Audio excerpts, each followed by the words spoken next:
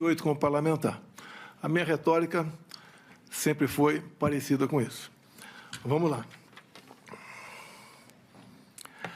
A questão da desconfiança, suspeição ou crítica às urnas não é algo privativo meu. Eu poderia citar vários nomes, citaria apenas alguns aqui. O senhor Flávio Dino, em 2012, quando ele perdeu a eleição, ou 2010, quando ele perdeu a eleição para o governo do Maranhão. Ele diz, eu teria um vídeo, mas foi indeferido o pedido, mas no vídeo está o seguinte: hoje eu tive a oportunidade de ser vítima de um processo que precisa ser aprimorado, ser melhor auditado, que é o sistema das urnas eletrônicas. E depois, o senhor acredita que houve fraude? Houve várias modalidades. Palavra do senhor Flávio Dino.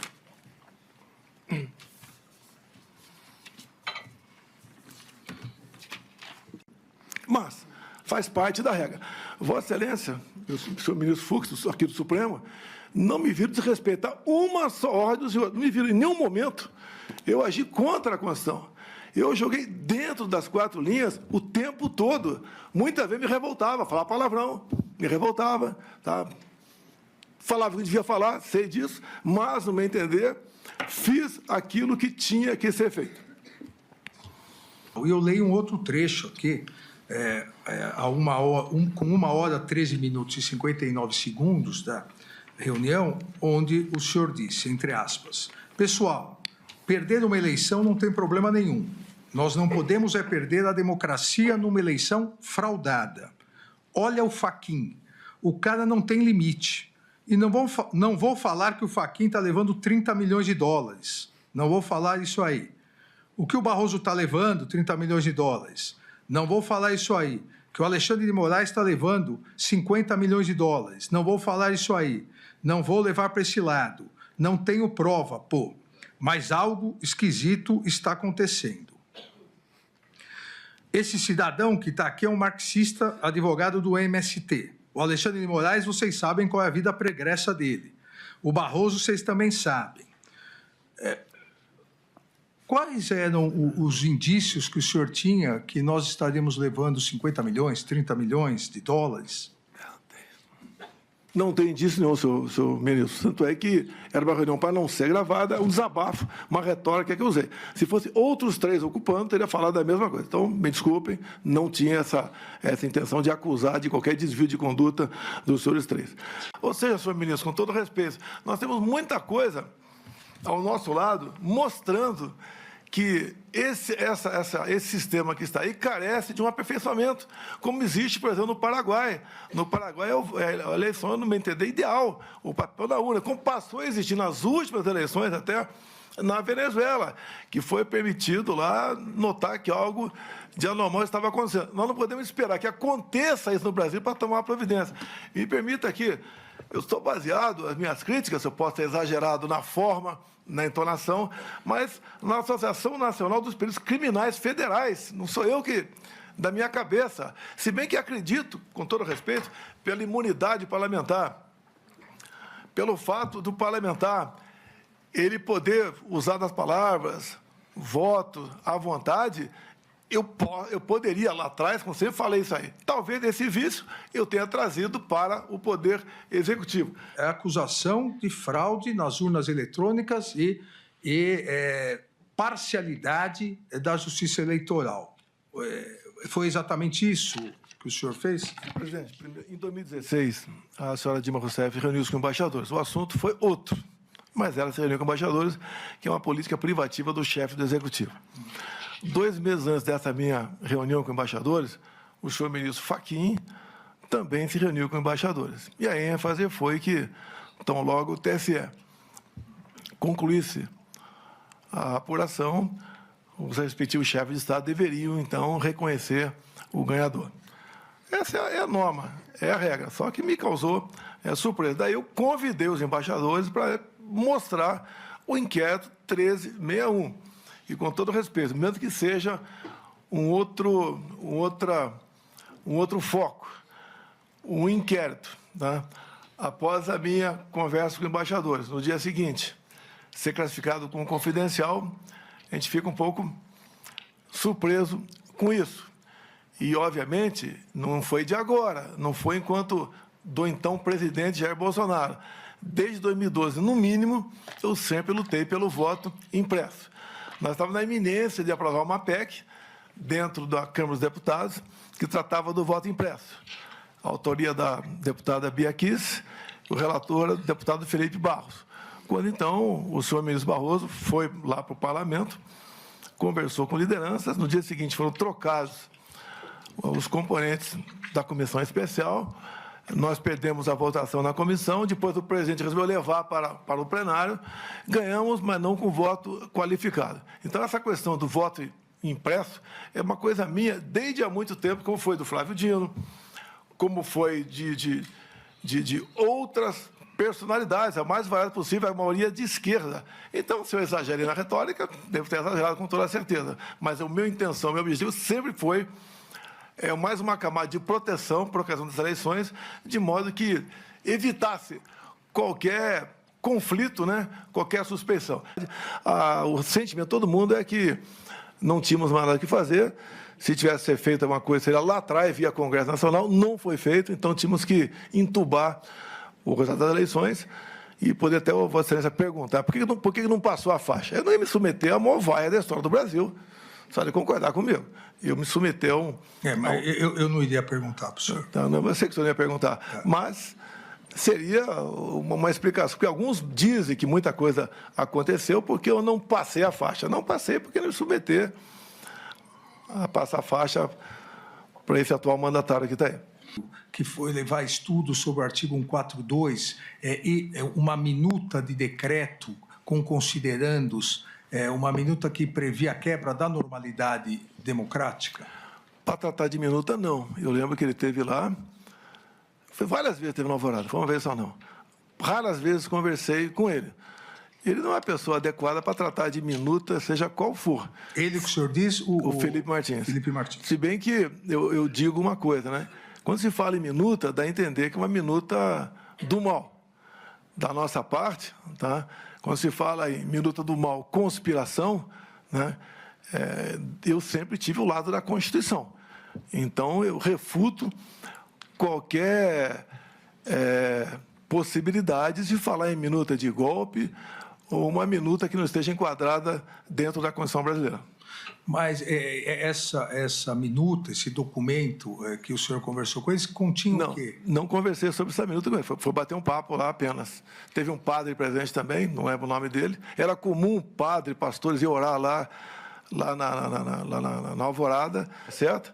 Sempre cumprindo a Constituição, com respeito, com tranquilidade, com Deus no coração, com a bandeira do Brasil. E fizemos a nossa parte ao longo de 4 anos. Por isso, uma aceitação grande, né? Acredito eu, em especial as viagens que eu faço pelo Nordeste, pretendo na quinta, sexta, sábado, estar no Rio Grande do Norte, visitando aí uns 8 municípios. Se o senhor me permitir, logicamente, eu posso mandar umas imagens para o senhor, como é que o povo nos trata a gente na rua. Tá? Eu declino. Declino, sim, senhor. Posso fazer uma brincadeira? O senhor que sabe. Eu perguntaria aos seus advogados antes. Eu gostaria de convidá-lo para ser meu vice em 26. É isso aí. Eu declino novamente. Meu ministro, desculpa aqui. O melhor de mim, sofri muito, minha família sofreu muito. O senhor não imagina o que é trabalhar de domingo a domingo, raramente uma folga lá para o Guarajá para dar uma volta de jet ski, e sendo massacrado o tempo todo por grande parte da nossa mídia, porque não é que eu cortei a propaganda por maldade, é que eu tinha teto de gastos. Nenhum governo, o presidente Temer aprovou o teto de gastos, eu votei favorável ao teto de gastos, concordo, tá certo?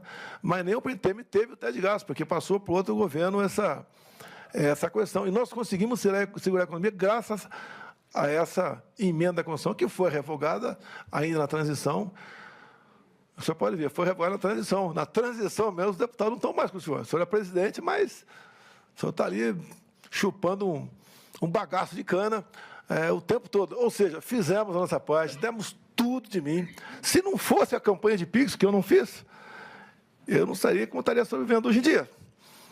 17 milhões, depois tem um pingado, chegou a 18 milhões de reais, e a gente gasta. Não pode trabalhar de graça. Então, se eu for, não teria como ajudar meu filho, está nos Estados Unidos também. É outra história isso aí. Ou seja, eu agradeço. Eu dei mais dinheiro do que o Criança Esperança, inclusive, né? Senão que o pessoal gosta da gente. Mas eu, senhor ministro, do coração, fiz e dei o melhor de mim na presidência, mesmo não esperando se eleger presidente. Então, agir dessa maneira. Agora, por favor, doutor Paulo Gonet, eu não torci para o pior. Se eu torcido para o pior, não teria desmobilizado os caminhoneiros lá atrás. E talvez, pela minha figura, o pessoal não fez absurdo. Agora, tem sempre os malucos ali que ficam com aquela ideia, né, de AI-5, intervenção militar, que as Forças Armadas, os chefes militares jamais iam embarcar nessa, porque o pessoal estava pedindo ali, até porque não cabia isso aí, e nós tocamos o barco, né? Então, me desculpa, respeitosamente, Vossa Excelência, não estimulamos nada de anormal. Doutor Procurador, agora, o senhor não se recorda da data, mas o senhor se recorda dessa reunião com o ministro Paulo, então ministro Paulo Sérgio, o comandante Freire Gomes e o almirante Garnier? Olha, o que foi conversado nessas poucas reuniões, que teve reuniões para tratar de outros assuntos. Por exemplo, tratamos de GLO, porque os caminhoneiros estavam parando na iminência de parar sobre o que poderia acontecer com aquela multidão em frente aos quartéis. Então, teve teve reunião para tratar exclusivamente desse assunto. Conforme falou o Freire Gomes, talvez tenha sido nessa reunião, nós estudamos possibilidades outras dentro da Constituição. Ou seja, jamais saindo das quatro linhas. Como o próprio comandante Paulo Sérgio falou, que tinha que ter muito cuidado na questão jurídica, porque não podíamos fazer nada fora disso. Obviamente, a gente sabia disso. Em poucas reuniões, abandonamos qualquer possibilidade de uma ação constitucional. Abandonamos e enfrentamos aí o ocaso do nosso governo. Um pontapé inicial de nada. Fora daqui, a gente não tem mais o que fazer. E, rapidamente, foi decidido que nada mais podia fazer, tanto é que acalmou tudo e cada um foi cuidar da sua vida. É a segunda vez que o senhor fala isso, então acho que é importante esclarecer. O senhor está dizendo que a cogitação, a conversa, o início dessa questão de Estado de sítio, Estado de defesa, teria sido em virtude da impossibilidade de recurso eleitoral, é isso? Sim, senhor.